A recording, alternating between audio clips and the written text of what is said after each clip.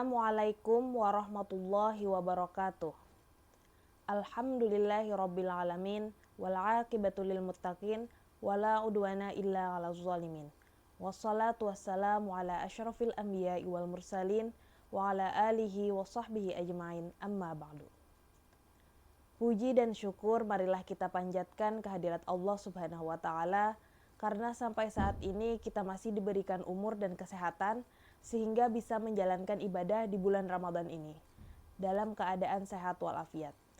Tak lupa pula sholawat serta salam semoga selalu tercurah dan terlimpah kepada junjungan kita baginda Nabi Muhammad SAW beserta sahabat, kerabat, dan pengikut beliau hingga akhir zaman. Ma'asyiral muslimin rahimakumullah, tidak lama lagi bulan Ramadan akan berlalu, bulan yang penuh kesucian dan keberkahan, bulan yang selalu dinantikan kedatangannya, bulan kita berdamai dengan Allah.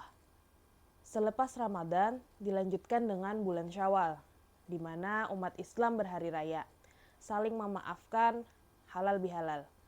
Maka itulah kesempurnaan.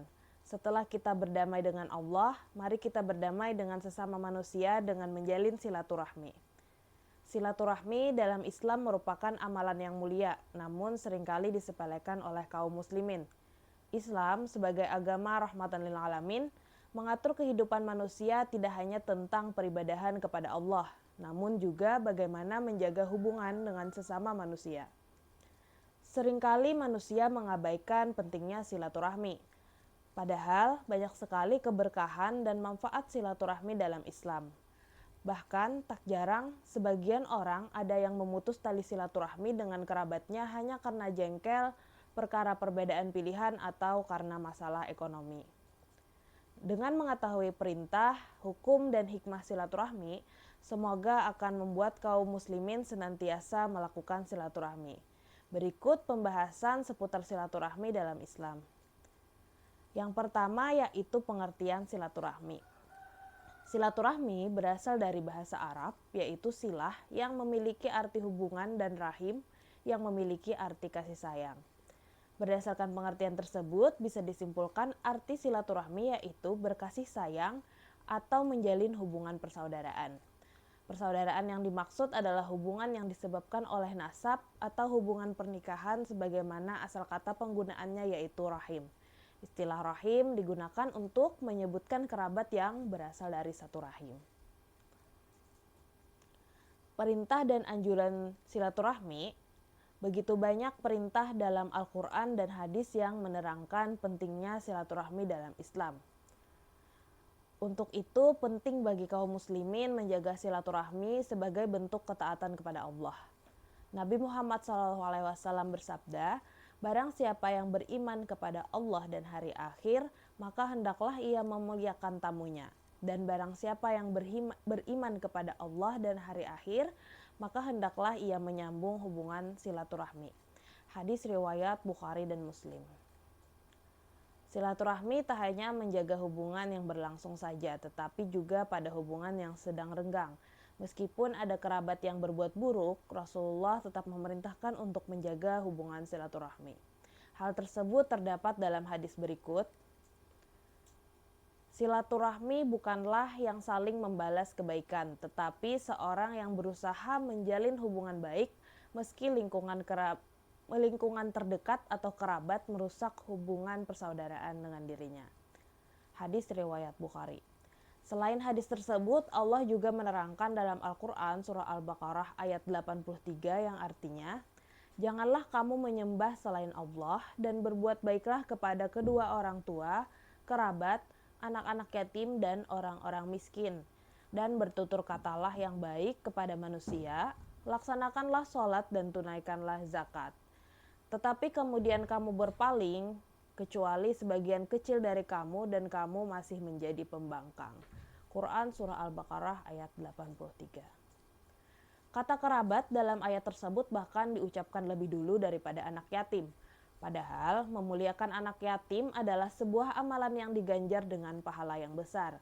Ini menunjukkan bahwa menjaga hubungan silaturahmi adalah sebuah amalan yang besar. Setelah mengetahui betapa pentingnya silaturahmi dalam Islam, hendaknya kita juga mengetahui bagaimana hukumnya memutus silaturahmi dalam Islam. Beberapa dalil tentang ancaman memutus silaturahmi diantaranya, tidak ada dosa yang lebih pantas untuk disegerakan balasannya bagi para pelakunya. Berikut dosa yang disimpan untuknya, daripada perbuatan melampaui batas atau kezaliman dan memutus silaturahmi dengan orang tua dan kerabat.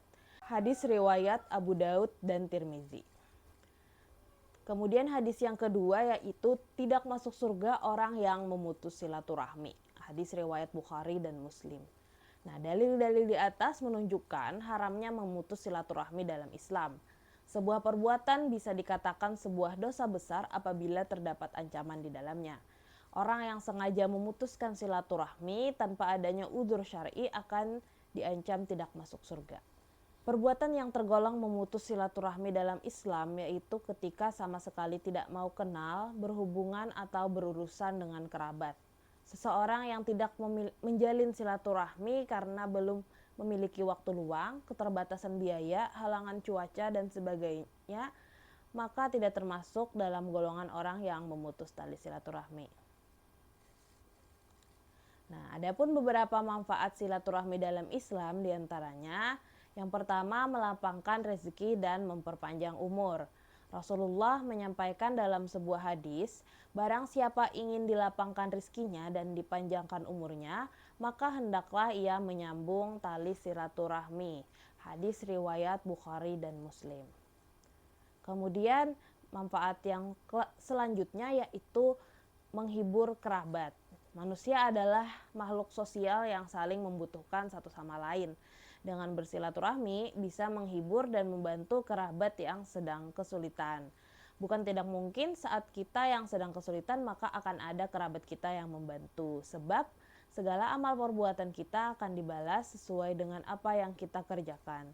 Jika tidak dibalas di dunia, tentu kita akan mendapatkan balasannya di akhirat. Kemudian manfaat silaturahmi yang selanjutnya adalah sebagai tanda ketaatan kepada Allah.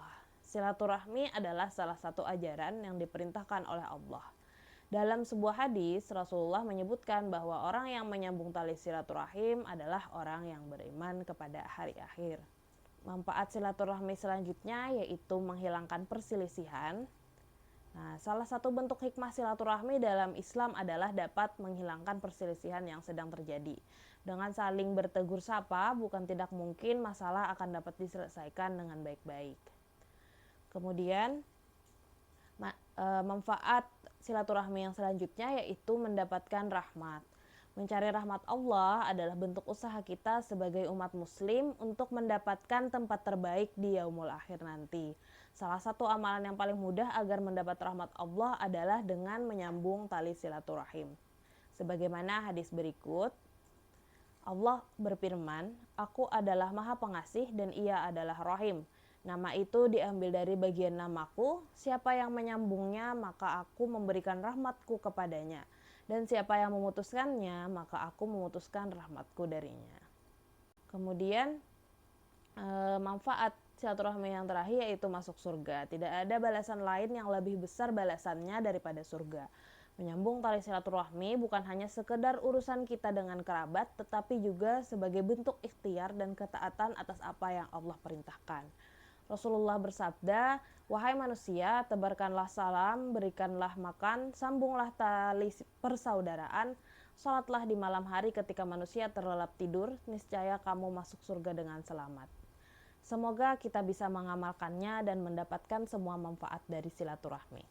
Demikianlah tausiah pada hari ini terkait dengan silaturahmi.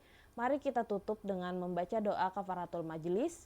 Subhanakallahu wa bihamdika asyhadu an la ilaha illa anta astaghfiruka wa atubu ilaih. Wabillahi taufiq wal hidayah. Assalamualaikum warahmatullahi wabarakatuh.